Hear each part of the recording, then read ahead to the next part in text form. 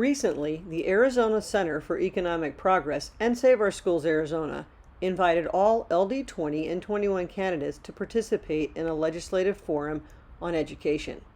Unfortunately, all did not show up to represent the citizens of the Washington Elementary School District.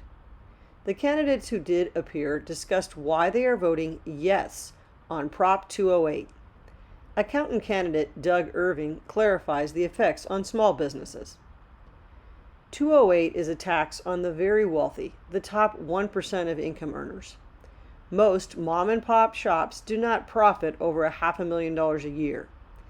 If they do, they will only see a 3.5% increase on the profit over their first $500,000.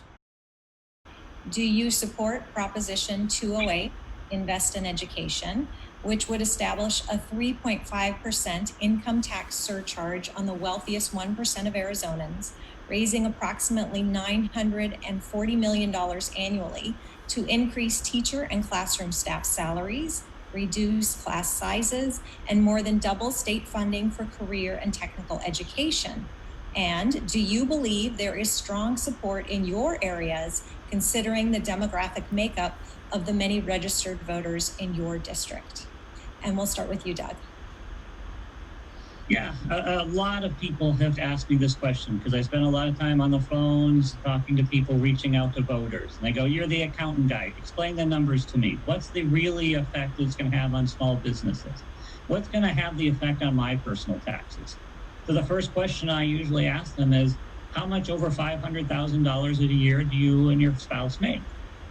And most people say not anywhere near $500,000 a year or $250,000 a year. And then I'm saying it's not going to affect you. But then I also reach out to small business owners because that's a big focus of me, is supporting and encouraging small businesses. And that's what they hear, the rhetoric. It's going to put small businesses out.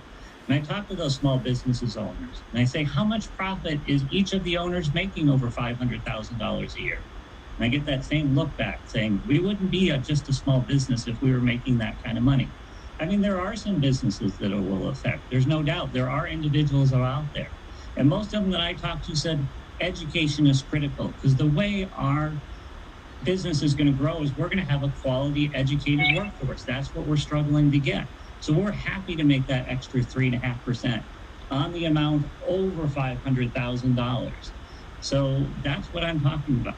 So that's why I do support it. But I really wish it had been something that didn't have to be pushed to the voters. I wish the legislature had done this themselves.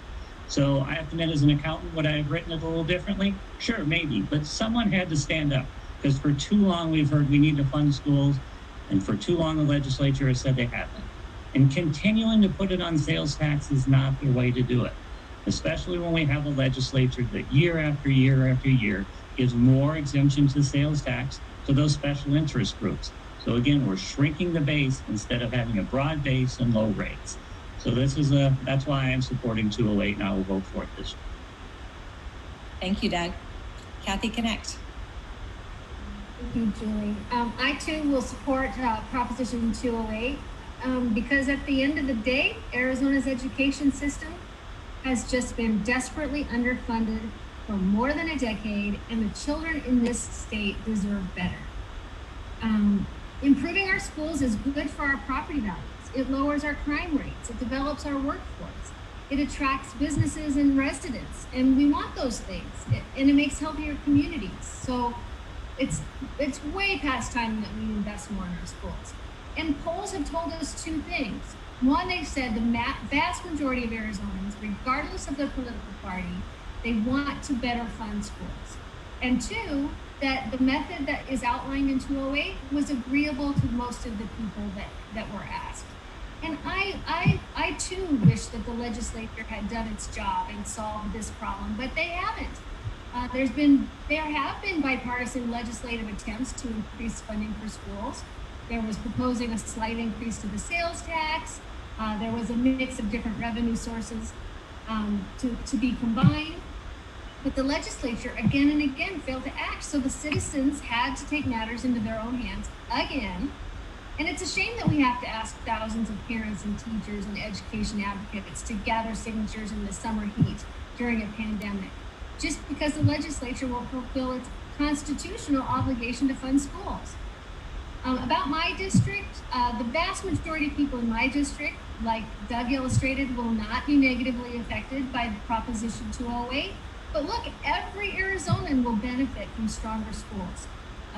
The voters will get to decide, but whether it passes or not, I'm going to go down to the state legislature and fully support P through 20 public education. Thank you, Kathy. Finally, we'll hear from Judy Schweibert. Thank you, Julie. So I will once again echo what Doug and Kathy said. Absolutely, yes. I strongly support Prop 208.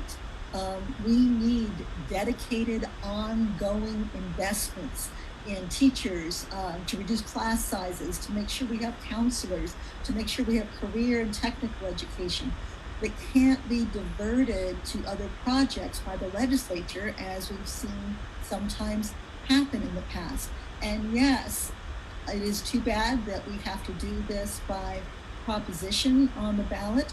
I wish that the legislature had acted at any time over the last 12 years to better fund education, but we remain at the bottom of the nation. And, it's a free market economy, and as we have seen, teachers are fleeing to places where they can make a living wage or more money, just even here in the state. So we need to be competitive in those salaries. Also, I just have to mention my dad here. He started out as a shop teacher, as I mentioned, but he wound up as principal of the first vocational high school in the Valley, the Area Vocational Center down on the Union High School campus. And my whole childhood, he drilled into me the importance of the trades. We need plumbers, electricians, welders, carpenters, and other people. I hear from the people I'm talking to all the time. I'm making phone calls every day, talking to lots and lots of people in our community. And they talk about, what about these trades? We need people who are going to do this. And what about young people who are going to be ready to come, into the workforce, ready to do a job?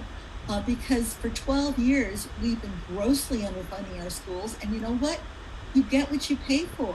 Too many of our students, unfortunately, aren't prepared. And it's not the fault of students, and it's not the fault of teachers. It's the fault of those of us who have not taken responsibility to make sure that we are adequately funding our schools. Thank you, Judy.